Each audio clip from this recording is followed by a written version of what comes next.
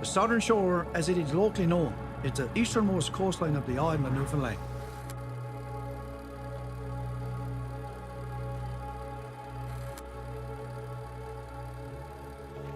It proudly reaches into the Atlantic Ocean and hosts some of the oldest settlements in North America, complete with colourful names such as Petty Harbour, Bay Bulls, Mobile, and Burnt Cove.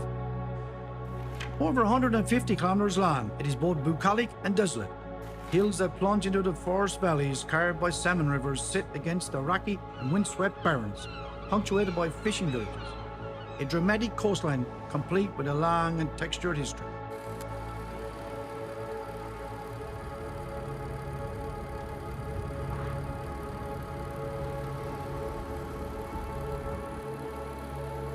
This series celebrates the unusual, the courageous, and the quirky stories that seem to define the communities of the area.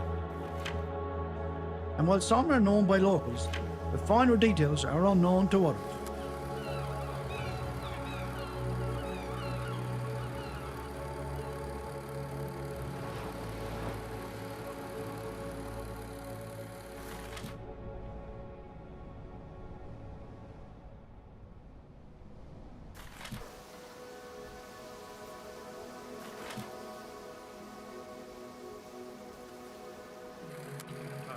I allow most people don't realise that plenty of fishermen were fishing along the coast of Newfoundland well before John Cabot ever stepped foot on the island.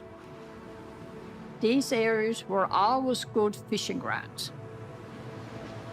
There are documents suggesting the Basque people from France and Spain and the Breton people from England and France used to fish the waters without ever permanently settling the island, maybe even the Norwegians too. A lot of these peoples were chasing whales and cod. The Britons in particular have quite a history here on the island. The evidence is found mainly in our town's names. And most people don't even know it. I didn't even know it until later in my life. They had a custom where they'll name new lands after their old lands. Well, I think that is something many colonists did in North America.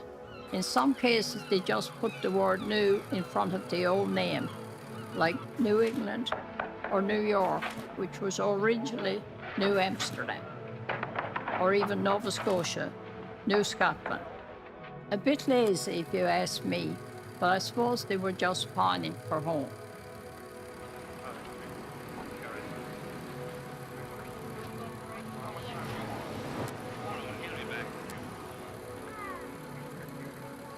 In any case, the Britons left a legacy on the southern shore with a bunch of names, such as Biscay Bay, which was lifted from the Bay of Biscay between France and Spain.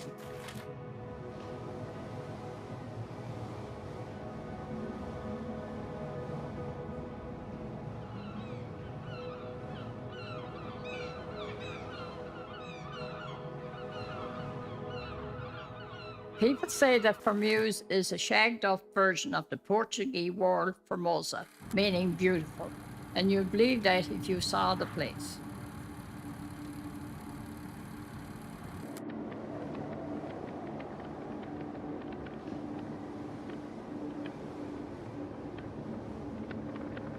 There's also Cape Race, which is undeniably close to the westernmost point of Brittany, which is called Cape Race.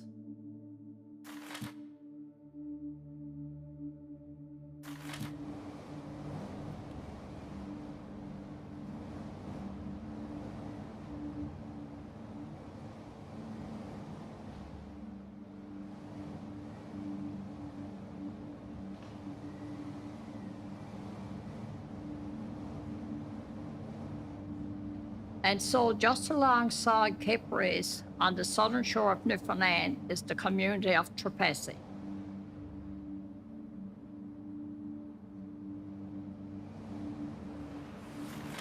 Well, conveniently, just alongside the Cape Ross of Brittany, there is a bay called the Bay de Trepassey. or Bay of the Departed really is the Bay of the Dead, or even the Bay of the Souls, depending on the translation. I would say Trepassey pretty easily becomes Trepassey once you have got people who can't speak French trying to pronounce it. Hey, bye. In France, this bay is said to be a place where departed souls begin their journey to what happens next. Some books talks about fishermen hearing the voices of the departed in the bay. Not quite sure if that was happening around Trepassey too, but I wouldn't discount the idea. Lots of souls lost to the sea up and down this shore.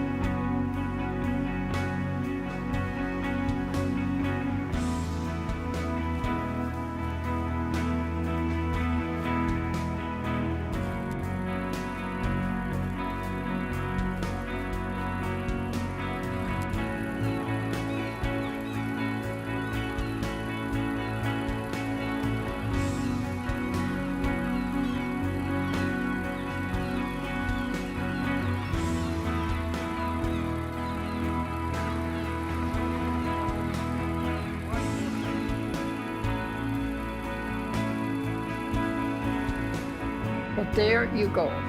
There's a Cape Race and Trepassey here, and a Cape Race and Trepassey there. Undeniable.